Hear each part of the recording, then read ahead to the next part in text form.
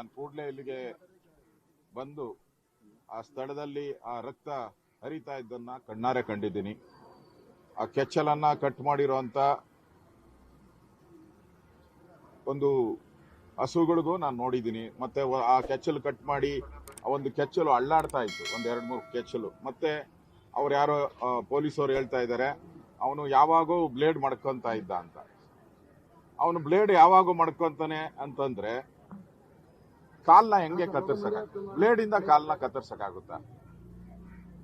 ಇದ್ರ ಒಬ್ಬರು ಮಾಡಿರೋ ಕೃತ್ಯ ಅಂತ ನನ್ಗನ್ಸಲ್ಲ. ಮನುಷ್ಯತ್ವ ಇರೋರು ಯಾರು ಹೆಂಗ್ ನಡ್ಕೊಳಕ್ ಸಾಧ್ಯ? ಮನುಷ್ಯತ್ವ ಇರೋಂಥವ್ರು ನಮ್ಮ ಅಧ್ಯಕ್ಷರು ಮಾತಾಡ್ದಂಗೆ ಯಾರೂನು ನನ್ನ ಜೀವನದಲ್ಲಿ, ನಾನು ಸುಮಾರು 60 ವರ್ಷದ ಮೇಲೆ ಆಗಿದೆ, ನನ್ನ ಜೀವನದಲ್ಲಿ ಈ ತರದ ಘಟನೆ ಯಾವತ್ತೂ ನೋಡಿಲ್ಲ. ಇವತ್ತು ಮಹಾಕುಂಭ ಮೇಳ ನಡೀತಾ ಇದೆ 144 ವರ್ಷಕ್ಕೆ. ಸಂಕ್ರಾಂತಿ ಇವತ್ತು ಹಿಂದೂಗಳಿಗೆ ಇದೊಂದು ಪವಿತ್ರ ಹಬ್ಬ. ವರ್ಷ ಪೂರ್ತಿ ಗೋವುಗಳು ನಮಗೆ ಅನ್ನ ಕೊಡುತ್ತೆ, ಹಾಲು ಕೊಡುತ್ತೆ, ಅದಕ್ಕೆ ಪೂಜೆ ಮಾಡೋ ಅಂತ ಹಬ್ಬ. ಇವತ್ತು ಕಾಂಗ್ರೆಸ್ಸಿನ ಮುಖಂಡರು ಬಂದು ನಿನ್ನೆ ಗಲಾಟೆ ಮಾಡಿ ಒಡೆಯೋಕೆ ಬಂದಿದ್ದಾರೆ ಕರ್ಣನ್ನ. ತಗೋ 2 ಹಸು, ತಗೋ 2 ಹಸು ಅಂತ. ಅಷ್ಟು ಭಿಕ್ಷೆ ಬೇಡುವಂತ ಸ್ಥಿತಿಯಲ್ಲಿ ಈ ಹಿಂದೂ ಸಮಾಜ ಇಲ್ಲ. ಅವರು ಒಂದ್ ಕೈಯಲ್ಲಿ ಕೊಡೋದು ಹಸುಗಳನ್ನ, ಇನ್ನೊಂದು ಕೈಯಲ್ಲಿ ಕಟ್ ಮಾಡೋದು. ಈ ರಸ್ತೆಯಲ್ಲಿ ನೋಡಿ 50 ದನ ಕಟ್ ಮಾಡಿದ್ದಾರೆ ಇವತ್ತು. ಈ ರಸ್ತೆಯಲ್ಲಿ ನೋಡ್ಕೊಂಡು ಹೋಗಿ ನೀವು, ದಾರಿ ಉದ್ದಕ್ಕೂ 50 ದನಗಳ ಕಟ್ ಮಾಡಿದ್ದಾರೆ, ರಾಶಿ ರಾಶಿ. ಒಂದ್ ಕೈಯಲ್ಲಿ ಕೊಡೋದು, ಒಂದ್ ಕೈಯಲ್ಲಿ ಕೊಲೆ ಮಾಡೋದು. ಇದು ಇವತ್ತು ನಾನು ಈ ಸರ್ಕಾರ ಕೇಳ್ತಾ ಇದ್ದೀನಿ, ನಿಮ್ಮ ಈ ಶಾಪ, ಗೋ ಶಾಪ, ಗೋವಿನ ಶಾಪ ತಗಲ್ದ್ರೆ ನಮ್ದು ಪುಣ್ಯಕೋಟಿ ನಾಡು, ನಮ್ದು ಕರ್ನಾಟಕ ಪುಣ್ಯಕೋಟಿ ನಾಡು. ಸತ್ಯವೇ ನಮ್ಮ ತಾಯಿ ತಂದೆ, ಸತ್ಯವೇ ನಮ್ಮ ಬಂಧು ಬಳಗ ಅಂತ ಹೇಳದಂತ ಪುಣ್ಯಕೋಟಿಯ ನಾಡಿದು. ಇಲ್ಲೇ ಹಿಂಗೆ ಈ ದುರುಳರು ಜಿಹಾದಿಗಳು ಈ ಒಂದು ಕೆಲಸವನ್ನ ಮಾಡಿದರೆ ಇಡೀ ಕರ್ನಾಟಕದ ಜನ, ನಾನು ನಮ್ಮ ಅಧ್ಯಕ್ಷರು ನಾವೆಲ್ಲ ಮಾತಾಡಿದ್ರಿ ನಿನ್ನೆ, ಬಂಧಿಸಿಲ್ಲ, ಕ್ರಮ ತೆಗೆದುಕೊಳ್ಳಿಲ್ಲ ಅಂದ್ರೆ ನಾವು ಕರಾಳ ಸಂಕ್ರಾಂತಿನೂ ಕೊಡ್ತೀರಿ ಅಂತ ಹೇಳಿದ್ರಿ. ಆದ್ರೆ ಇವತ್ತು ಆಗಿರುವಂತ ಬಂಧನ ಇವೆಲ್ಲ ನೋಡ್ತಾ ಇದ್ರೆ ನನ್ಗೆಲ್ಲೋ ಪೊಲೀಸರ ಮೇಲೂ ಡೌಟ್ ಬರ್ತಾ ಇದೆ, ಸರ್ಕಾರದ ಮೇಲೂ ಡೌಟ್ ಬರ್ತಾ ಇದೆ. ಇದು ಒಳ್ಳೆ ಬೆಳವಣಿಗೆ ಅಲ್ಲ. ಈ ಪೊಲೀಸರು ಬಂಧಿಸುವಂತ ವ್ಯಕ್ತಿನೇ ಕೃತ್ಯ ಎಸಗಿದಾನೆ ಅಂತ ಅನ್ಸುತ್ತೆ ಸರ್. ಯಾಕಂದ್ರೆ ಅವನ ಹತ್ರ ಜೇಬಲ್ಲಿ ಬ್ಲೇಡ್ ಇತ್ತು, ಬ್ಲೇಡ್ ಇಟ್ಕೊಂಡು ಓಡಾಡ್ತಿದ್ದಾರೆ. ಪೊಲೀಸರು ಏನ್ ಮಾಡ್ತಿದ್ರು ಸರ್? ಬ್ಲೇಡ್ ಇಟ್ಕೊಂಡು ಓಡಾಡೋನ್ನ ಬಂಧಿಸಬೇಕು ಅಂದ್ರೆ ವಿಚಾರಣೆ ಮಾಡ್ಬೇಕಲ್ವಾ? ಅವ್ನು ಬ್ಲೇಡ್ ಇಟ್ಕೊಂಡು ಹಸು ಕೆಚ್ಚಲಿಗೆ ಹಾಕೋರ್ಗು ಏನ್ ಮಾಡ್ತಿದ್ರು? ಅಲ್ಲ, ಒಂದು ಅವನು 10 ವರ್ಷದಿಂದ ಇಲ್ಲಿ ಫ್ಯಾಕ್ಟರಿಯಲ್ಲಿ ಕೆಲಸ ಮಾಡ್ತಾ ಇದೆ. ನಿನ್ನೆ ಪತ್ರಿಕೆಯಲ್ಲಿ ಏನ್ ಪ್ಲಾಂಟ್ ಸ್ಟೋರಿ ಮಾಡಿದ್ರು, ಅವನು ಮತಿ ಭ್ರಮಣೆ ಆಗಿರೋನು. ಪತ್ರಿಕೆಯಲ್ಲಿ ಏನು ಬಂತು, ಕಾಂಗ್ರೆಸ್ ಸ್ಟೋರಿ ಏನು ಮತಿ ಭ್ರಮಣೆ. 10 ವರ್ಷ ಹಂಗೆ ಅವನು ಲೆದರ್ ಫ್ಯಾಕ್ಟರಿಯಲ್ಲಿ ಕೆಲಸ ಮಾಡ್ತಾನೆ, ಅವ್ರದ ಸ್ವಂತ. ಮತಿ ಭ್ರಮಣೆ ಇರುವಂತವನ್ನ 10 ವರ್ಷ ಹೇಗೆ ಅವ್ರ ಅಣ್ಣಂದು ಫ್ಯಾಕ್ಟರಿ ಅವನು 10 ವರ್ಷ ಹೆಂಗೆ ಕೆಲಸ ಮಾಡ್ತಾನೆ? ಅವನು ಕುಡಿದ್ರೆ ಬಾರ್ಗಳೆಲ್ಲ ಕ್ಲೋಸ್ ಆಗೋದು ಎಷ್ಟೊತ್ತಿಗೆ? 10ವರೆಗೆ ಕ್ಲೋಸ್ ಆಗ್ತೈತೆ, 11 ಗಂಟೆ ಕ್ಲೋಸ್ ಆಗ್ತೈತೆ. ಅವ್ನು 3 ಗಂಟೆಗೆ ಹೆಂಗ್ ಬರ್ತಾನೆ ಇಲ್ಲಿ? 3-4 ಗಂಟೆಗೆ ಬಂದಿರೋ ಮಾಡಿರೋ ಕೃತ್ಯ ಇದು ಹೆಂಗ್ ಬರಕ್ ಸಾಧ್ಯ ಆಯ್ತು? ಮತ್ತೆ ಇಲ್ಲಿ ಬಹಳ ಪ್ರಮುಖವಾಗಿ ಗಮನಿಸಬೇಕಾಗಿರೋದು, ಕರ್ಣ ಯಾರಿದ್ದಾನೆ ಇಲ್ಲಿ, ಅವತ್ತಿಂದನೂ ಈ ಆಸ್ಪತ್ರೆ ಸುಮಾರು 500 ಕೋಟಿಗೂ ಬೆಲೆ, 500 ಕೋಟಿ ಅಲ್ಲ 500 ಕೋಟಿಗೂ ಮೇಲೆ ಬೆಲೆ ಬಾಳುವಂತ ಒಂದು ಜಾಗ ಇಲ್ಲಿ. ಅದು ಡಬಲ್ ರೋಡ್ ಅಲ್ಲಿ ದನದ ಆಸ್ಪತ್ರೆ, ಸುಮಾರು 3 ಎಕರೆ ದನದ ಆಸ್ಪತ್ರೆ, 4 ಎಕರೆ ದನದ ಆಸ್ಪತ್ರೆ. ಅದನ್ನ ವಕ್ಫ್ ಬೋರ್ಡ್ ಅಂತ ಮಾಡ್ಬಿಟ್ರು. ಇಡೀ ಸಮುದಾಯ ಇಲ್ಲಿರೋರು ಇರೋದು ಒಂದೇ ಆಸ್ಪತ್ರೆ. ಮೊದಲೆಲ್ಲ ಹಳ್ಳಿಗೆ ಒಂದು ಆಸ್ಪತ್ರೆ, ದನದ ಆಸ್ಪತ್ರೆ. ಇಲ್ಲಿ ಬೆಂಗಳೂರಲ್ಲಿ ದನದ ಆಸ್ಪತ್ರೆಗಳೇ ಇರೋದು ಕಡಿಮೆ. ದನ ಇರ್ಬೋದು, ಬೇರೆ ಬೇರೆ ಪಶುಗಳು. ಆದ್ರೆ ಅದನ್ನೇ ಲೂಟಿ ಹೊಡೆಯುವಂಥದಕ್ಕೆ ಅದನ್ನೇ ಖಾತೆ ತಿದ್ದು ಮಾಡಿಕೊಟ್ಬಿಟ್ರು ಸಿದ್ದರಾಮಯ್ಯನವರು. ಖಾತೆ ಕಂದಾಯ ಎಲ್ಲ ತಿದ್ದುಪಡಿ ಮಾಡಿ ಅದನ್ನ ವಕ್ಫ್ ಬೋರ್ಡ್ಗೆ ಕೊಟ್ಬಿಟ್ರು. ಅದರ ವಿರುದ್ಧ ಹೋರಾಟ ಮಾಡೋದಲ್ಲಿ ಮುಂಚೂಣಿಯಲ್ಲಿದ್ದವನು ನಮ್ಮ ಕರ್ಣ. ಮತ್ತು ಕರ್ಣನ ಆ 4 ಹಸುಗಳು, ಕರ್ಣ ಪ್ಲಸ್ 4 ಹಸುಗಳು. ಇವತ್ತು ಕರ್ಣನ್ ಮೇಲೆ ಹಲ್ಲೆ ಮಾಡಕ್ಕೆ ಆಗ್ಲಿಲ್ಲ ಅವ್ರ ಕೈಲಿ. ಕರ್ಣನ್ಗೆ ಎಚ್ಚರಿಕೆ ಕೊಡ್ತಾ ಇದ್ದಾರೆ, ನಿನ್ನ ಹಸುಗಳನ್ನ ನಾವು ಕತ್ತರಿಸಿದಿರಿ, ಮುಂದೆ ಒಂದಿನ ನಿನಗೂ ಈ ಒಂದು ಕೃತಿ ಆಗುತ್ತೆ ಅನ್ನೋ ಒಂದು ಎಚ್ಚರಿಕೆಯನ್ನ ಕೊಟ್ಟಿದ್ದಾರೆ. ಇದು ಗುಂಡಾಗಿರಿ ಸರ್ಕಾರ, ಇಲ್ಲಿ ತಾಲಿಬಾನ್ ಸರ್ಕಾರ ಇರೋದು. ಸಿದ್ದರಾಮಯ್ಯನವರು ಈ ಓಲೈಕೆ ರಾಜಕಾರಣ, ಓಲೈಕೆ ಮಾಡೋದು ನೋಡಿ. ಇಷ್ಟಾದ್ರೂ ಸಿದ್ದರಾಮಯ್ಯನ ಬಾಯಿನಲ್ಲಿ ಒಂದೇ ಒಂದು ವರ್ಡು, ತನಿಖೆ ಮಾಡ್ತೀರಿ, ಸೂಕ್ತ ಕ್ರಮ ತೆಗೆದುಕೊಳ್ತೀರಿ. ಬೇರೆ ಏನಾಗಿದ್ರೆ ಅದೇ ಮುಸಲ್ಮಾನರಿಗೆ ಏನಾನ ಆಗಿದ್ರೆ ಪಂಚೆ ಎತ್ಕೊಂಡು ಬಂದ್ಬಿಡ್ತಾ ಇದ್ರಿ. ಇವಾಗ ಯಾಕೆ ಬರ್ತಾ ಇಲ್ಲ ನೀವು? ಇವಾಗ ಯಾಕೆ ಬರ್ತಾ ಇಲ್ಲ?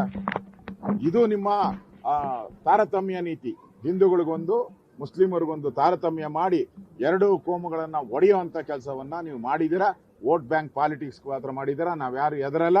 ನಾವೆಲ್ಲ ಕೂಡ ಈ ಒಂದು ಕೃತ್ಯದ ಹಿಂದೆ ಇರೋರ್ನ ಯಾರಿದಾರೋ ಅವ್ರನ್ನ ಕ್ರಮ ತೆಗೆದುಕೊಳ್ಬೇಕು. ಇದು ಯಾರೋ ಒಬ್ಬರು ಮಾಡಿರೋ ಕೆಲಸ ಅಂತ ಅನ್ಸಲ್ಲ. ಇಡೀ ಹಿಂದೂ ಸಂಘಟನೆ, ಇಡೀ ಬಿಜೆಪಿ ಇದ್ರ ಪರವಾಗಿ ನಿಲ್ಲುತ್ತೆ. ನಾವು ಇಡೀ ರಾಜ್ಯಾದ್ಯಂತ ಈಗಾಗಲೇ ಹಿಂದೂ ಸಂಘಟನೆಗಳು ರಾಜ್ಯಾದ್ಯಂತ ಹೋರಾಟಕ್ಕೂ ಕರೆ ಕೊಟ್ಟಿದ್ದಾರೆ. ನಾವು ಅವ್ರ ಜೊತೆ ನಿಲ್ತೀರಿ. ಈ ಧರ್ಮ ಯುದ್ಧ ಇದೊಂಥರ ಧರ್ಮ ಯುದ್ಧ. ಸಿದ್ದರಾಮಯ್ಯನವರು ಈಗ ಕೊಟ್ಟಿದ್ದಾರೆ. ಈ ಹತ್ಯೆ ಮಾಡೋ ಮುಖಾಂತರ ಸಿದ್ದರಾಮಯ್ಯನವರು ಈ ಧರ್ಮ ಯುದ್ಧಕ್ಕೆ ನಾವು ಚಾಲನೆಯನ್ನ ಕೊಟ್ಟಿದ್ದೀರಿ. ಇನ್ನು ಮುಂದೆ ಈ ಧರ್ಮ ಯುದ್ಧವನ್ನ ಮುಂದುವರಿಸ್ಕೊಂಡು ಹೋಗ್ತೀರಿ. ಯಾವುದೇ ಈ ರೀತಿ ಗೋವುಗಳನ್ನ ಹತ್ಯೆ ಮಾಡುವಂತದ್ದನ್ನ ನಾವು ಖಂಡಿಸ್ತೀರಿ. ಮತ್ತೆ ಹಿಂದೂಗಳ ಮೇಲೆ ಆಗ್ತಾ ಇರುವಂತಹ ಹಲ್ಲೆಯನ್ನ ಖಂಡಿಸಿ ನಾವು ಇಡೀ ರಾಜ್ಯಾದ್ಯಂತ ನಾವು ಈ ಹೋರಾಟಗಳನ್ನ ಮುಂದುವರಿಸ್ತೀವಿ. ಪಾಲಿಟಿಕ್ಸ್ ಮಾಡ್ತಾ ಇದ್ದೀರಿ ಅಂತ ಪ್ರಿಯಾಂಕ್ ಖರ್ಗೆ ಮತ್ತೆ ಸಿಎಂ ಹೇಳಿದ್ದಾರೆ. ಇದು ಪೊಲಿಟಿಕ್ಸ್ ತಗೊಂಡು ಹೋಗ್ತಿದ್ದೀರಾ? ಇದು ಆಸ್ಟ್ರೇಲಿಯನ್ ವಿಚಾರ ಮಾಡ್ತಾ ಇದ್ದೀರಾ ಅಂತ.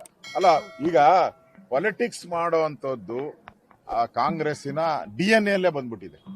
ಹಿಂದೆ ಬ್ರಿಟಿಷರು ಅಧಿಕಾರ ಬಿಟ್ಟು ಹೋಗೋವಾಗ ಬಳುವಳಿ ಕೊಟ್ಟಿದ್ದು ಏನು? ನೆಹರು ಅವರಿಗೆ ಬಳುವಳಿ. ಯಾಕಂದ್ರೆ ಬ್ರಿಟಿಷರಿಗೆ ಗೊತ್ತಲ್ಲ, ಬ್ರಿಟಿಷರು ನೆಹರು ಅವರ ಸಂಬಂಧ ಹೆಂಗಿತ್ತು ಅಂತ ಇಡೀ ಪ್ರಪಂಚಕ್ಕೆ ಗೊತ್ತಿದೆ. ಅದರಿಂದ ಬಳುವಳಿ ಕೊಟ್ಟಿದ್ದಾರೆ. ಇವ್ರಿಗೆ ರಾಜಕಾರಣ ಮಾಡೋದು, ಒಡೆದಾಡುವಂತ ನೀತಿಯನ್ನ ಅವರು ಬಳುವಳಿಯಾಗಿ ಕೊಟ್ಟಿದ್ದಾರೆ. ಕಾಂಗ್ರೆಸ್ಸಿನ DNA ಅಲ್ಲೇ ಅದು ಬಂದ್ಬಿಟ್ಟಿದೆ. ನಾವಿಲ್ಲ. ನರೇಂದ್ರ ಮೋದಿ ಅವರು ಏನ್ ಹೇಳಿದ್ದಾರೆ, ಸಬ್ಕಾ ಸಾಥ್ ಸಬ್ಕಾ ವಿಕಾಸ್, ಆ ಉದ್ದೇಶದಡಿಯಲ್ಲಿ ನಾವು ನಡೆಯುವಂತವ್ರು. ಆ ದೃಷ್ಟಿಯಿಂದ ನಾವು ರಾಜಕಾರಣ ಮಾಡಲ್ಲ.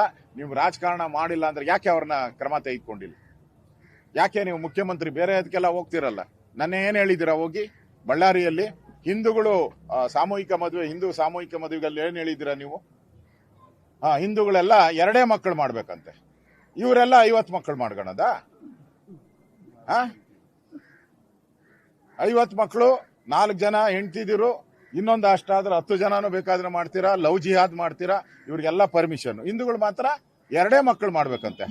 ಎಂತ ಸುಭಾಷಿತ ಹೇಳಿದಿರ ಸಿದ್ದರಾಮಯ್ಯನವರೇ? ಇದೇ ಹೇಳೋದು ನಿಮ್ಮ ಒಡೆದು ಆಳುವ ನೀತಿ, ಇದೇ ತುಷ್ಟೀಕರಣ. ಇದರ ವಿರುದ್ಧನೇ ಹೋರಾಟವನ್ನ ನಾವು ಮಾಡ್ತೀವಿ. ಕರ್ಣ ಅವರದು ಡಿಮ್ಯಾಂಡ್ ಏನಿದೆ,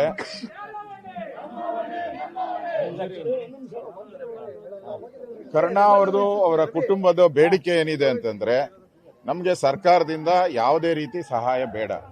ನಮ್ಗೆ ಇಲ್ಲಾಗಿರುವಂತ ಅನ್ಯಾಯ, ನಾನು ಗೋವುಗಳನ್ನ ಇವತ್ತಲ್ಲ, ನಮ್ಮ ತಾತ ಮುತ್ತಾತರ ಕಾಲದಿಂದನೂ ಕೂಡ ಗೋವುಗಳನ್ನೇ ಸಾಕಿ ಅದರಿಂದ ಬದುಕಿದಂಥವನು.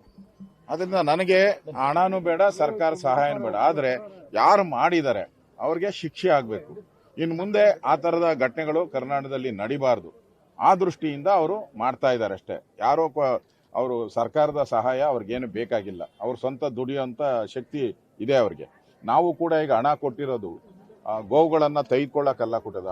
ಹಸು ಏನಿದೆ ಈಗ, ಹಸು 2 ಹಸುಗಳು ಇನ್ನು ಜೀವನ ಪೂರ್ತಿ ಅದು ಹಾಲು ಕರೆಯುವಂಥದ್ದು ಡೌಟು. ಆ ದೃಷ್ಟಿಯಿಂದ ಜೀವನ ಪೂರ್ತಿ ಅದನ್ನ ಸಾಕುವಂತ ಜವಾಬ್ದಾರಿ ಕರ್ಣನ ಮೇಲೆ ಇದೆ. ಪಾಪ ಬಡವ ಇದ್ದಾನೆ, ಅದಕ್ಕೆ ಅದು ಸಾಕೋ ಅಂಥದಕ್ಕೆ ಆ ಹಸುಗಳು ಗಾಯ ಆಗಿರೋದು, ಹಸುವಿನ ತೊಟ್ಟುಗಳನ್ನ ಕೆಚ್ಚಲನ್ನ ಕಡ್ದಿರೋದು, ಇದೆಲ್ಲ ಮೆಡಿಸಿನ್ಸು ಏನೇನ್ ಬೇಕಾಗಿದೆ ಅದಕ್ಕೆಲ್ಲ ನಾವು 1 ಲಕ್ಷ ರೂಪಾಯಿ ನನ್ನ ಕಡೆಯಿಂದ ನಾನು ಕೊಟ್ಟಿದ್ದೀನಿ. ಆದ್ರೆ ನಮ್ಮ ಡಿಮ್ಯಾಂಡ್ ಏನಿದೆ, ಇದರಲ್ಲಿ ಸರಿಯಾದಂತ ತನಿಖೆ ಆಗಬೇಕು. ಇದನ್ನ ಎಲ್ಲೋ ಒಂದ್ ಕಡೆ ನೋಡಿ, ನೀವೇ ಯಾರಾದ್ರೂ ಈಗ CT ರವಿಯನ್ನ ಕರ್ಕೊಂಡೋಗಿ ಅರೆಸ್ಟ್ ಮಾಡಿದ ತಕ್ಷಣ ಕಬ್ಬನ್ ಗದ್ದೆಯಲ್ಲಿ ಇಡ್ತೀರಾ? ಫಾರೆಸ್ಟ್ ಅಲ್ಲಿ ತಗೊಂಡೋಗಿ ಇಡ್ತೀರಾ? ಕ್ವಾರಿಯಲ್ಲಿ ತಗೊಂಡೋಗಿ ಇಡ್ತೀರಾ?